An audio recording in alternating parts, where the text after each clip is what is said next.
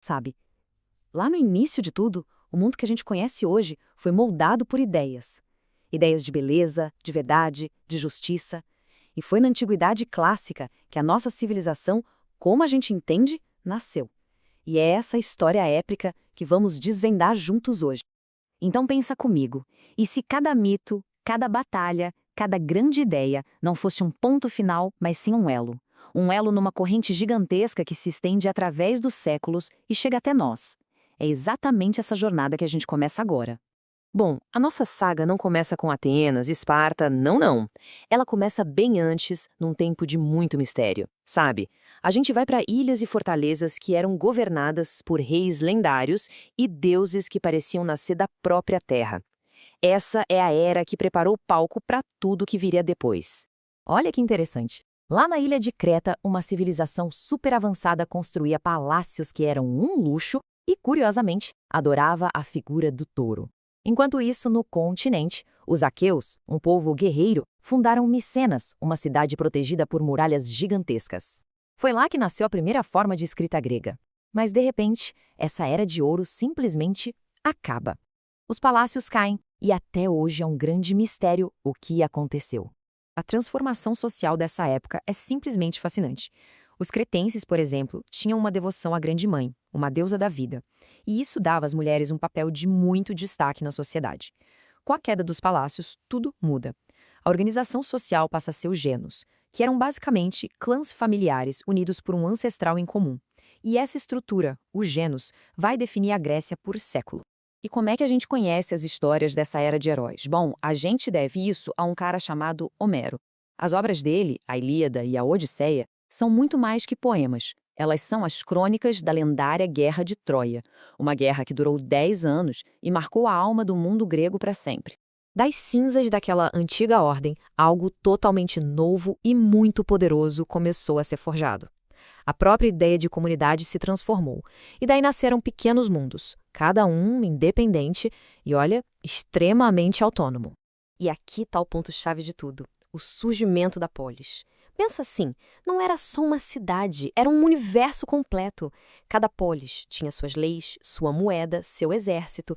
Ser cidadão de uma polis era pertencer a um mundo fechado, com uma identidade própria muito forte. E claro, dessa nova ordem surgiram dois gigantes, dois titãs, com visões de mundo que eram água e óleo.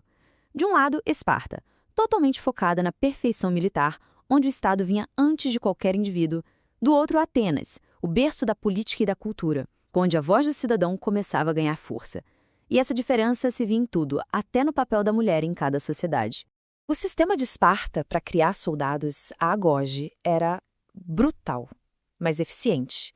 Imagina só, aos 7 anos de idade, um menino era tirado da família e entregue ao Estado. A vida dele se tornava um ciclo sem fim de treinamento e disciplina militar até os 60 anos.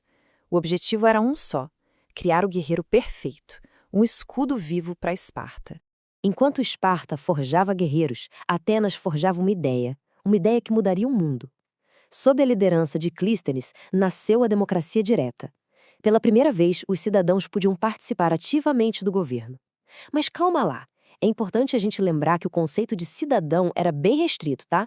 Mulheres, escravos e estrangeiros estavam de fora. Era um ideal poderoso, sim, mas ainda limitado. Pois é, com tanto poder surgindo, o conflito era quase inevitável. A era de ouro das cidades-estados seria testada por gigantes de fora e, o que é mais trágico, pela rivalidade de dentro. Agora a gente chega no centro dramático da nossa saga. Do leste vinha uma ameaça colossal, o Império Persa, que ameaçava engolir todo o mundo grego. Mas aí, diante desse inimigo em comum, o improvável aconteceu. As cidades-estado, que viviam brigando entre si, se uniram. E essa aliança improvável, nas guerras médicas, mostrou ao mundo que um povo unido pela liberdade podia, sim, derrotar um império. Só que, como numa boa tragédia grega, a vitória trouxe poder, e o poder gerou inveja. A rivalidade que já existia entre Atenas e Esparta explodiu na Guerra do Peloponeso. Antigos aliados se tornaram inimigos mortais. Foi um conflito que sangrou a Grécia inteira, enfraqueceu todo mundo e marcou o fim da era de ouro da democracia em Atenas. A Grécia estava de joelhos, sim, Mas a sua chama, a chama da sua cultura, essa não se apagou. Pelo contrário, ela estava prestes a ser carregada para os cantos mais distantes do mundo por um novo e jovem conquistador que vinha do norte. É incrível pensar nisso, né? Como uma cultura pode ser mais poderosa que qualquer exército. Alexandre o Grande não só conquistou territórios, ele foi um disseminador de ideias. Ele espalhou a filosofia, a arte e a língua grega por onde passou, do Egito à Babilônia, criando o que a gente chama de Era Helenística, uma fusão cultural que nunca tinha sido vista antes. Mas o que alimentava a imaginação, a alma grega? Seus deuses, a gente não pode esquecer deles. Lá no Monte Olimpo vivia uma verdadeira família disfuncional superpoderosa. Deuses cheios de falhas humanas, ciúme, raiva, paixão. Zeus, Poseidon, Hades. A imperfeição deles é que os tornavam tão incríveis e tão próximos de nós. E esse ligado todo, ele está por toda parte hoje. É uma chama que nunca se apagou. A filosofia que nos faz questionar tudo, o teatro que nos faz refletir sobre quem somos, a ideia de democracia e até os Jogos Olímpicos que celebram o melhor do ser humano. Tudo isso nasceu lá. Então, no fim das contas, a saga da Grécia Antiga não acabou. Ela não está só nos livros de história. Ela ecoa hoje, nos nossos governos, nos palcos, nos estádios e na nossa sede por conhecimento.